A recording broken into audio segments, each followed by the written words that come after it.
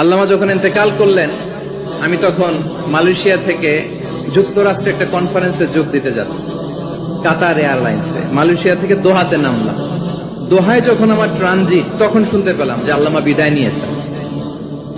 Social মিডিয়ায় শুনে বিশ্বাস করতে পারলাম না। মুহূর্তের মধ্যেই মাসুদ সাইদি ভাইকে মেসেজ করলাম, উনি কোনো উত্তর দিতে পারলেন না। মাসুদ ভাইয়ের সাথে যখন কোলাকুলি করি, আমাদের শামীম ভাইয়ের সাথে যখন কোলাকুলি করি, মনে হচ্ছে আল্লামা সাইদির ঘ্রাণ পাই। শরীরটা লিটারালি কাঁপছিল, নিজেকে মানাতে পারছিলাম না, বিশ্বাস করতে পারছিলাম যে আসলে আল্লামা বিদায় নিয়েছেন। ইন দ্য মিন টাইম আমার সেকেন্ড ফ্লাইট, দোহা টু নিউ ইয়র্ক, 12 ঘন্টার ফ্লাইটে উঠলাম। ইন্টারনেট থেকে বিচ্ছিন্ন হলাম। নামার পরে শুনলাম আল্লাহু আকবার, যেখানে ওনাকে কবরস্থ করার কথা ছিল সেখানেও কবর দিতে দেয়া হয় নাই। ছবিগুলো দেখতে লাগলাম, হাসি মাখা মুখ, হাসি মাখা নিথর দেহটা, মরণে হাসিবে তুমি কাঁদিবে ভুলো। From east two West, from north two south, the entire globe, গোটা বিশ্ব ওনার জন্য কেঁদেছে, গোটা বিশ্ব কেঁদেছে। কাবার গিলাফ ধরে ধরে মানুষ চিৎকার করেছে। সম্মানিত সুধী,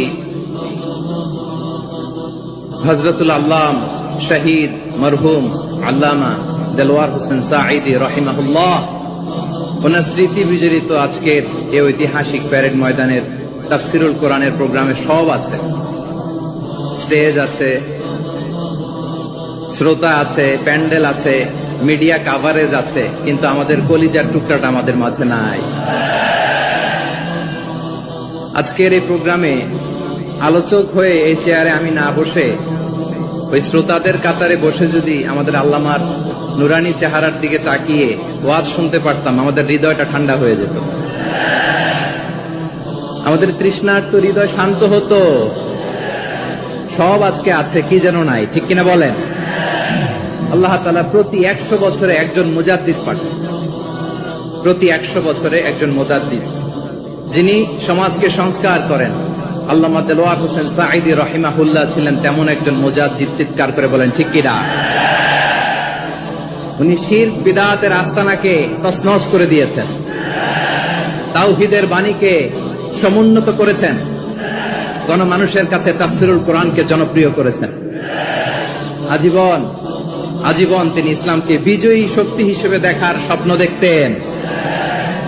এত প্রাঞ্জল ভাষা, এত চমৎকার আধুনিক প্রেজেন্টেশন, গণমানুষের কাছে কোরআনের তাফসিরকে এভাবে জনপ্রিয় করে তোলার মতো ব্যক্তিত্ব আল্লামা সাঈদী ছাড়া দ্বিতীয় কেউ এই বাংলার ভূখণ্ডে না।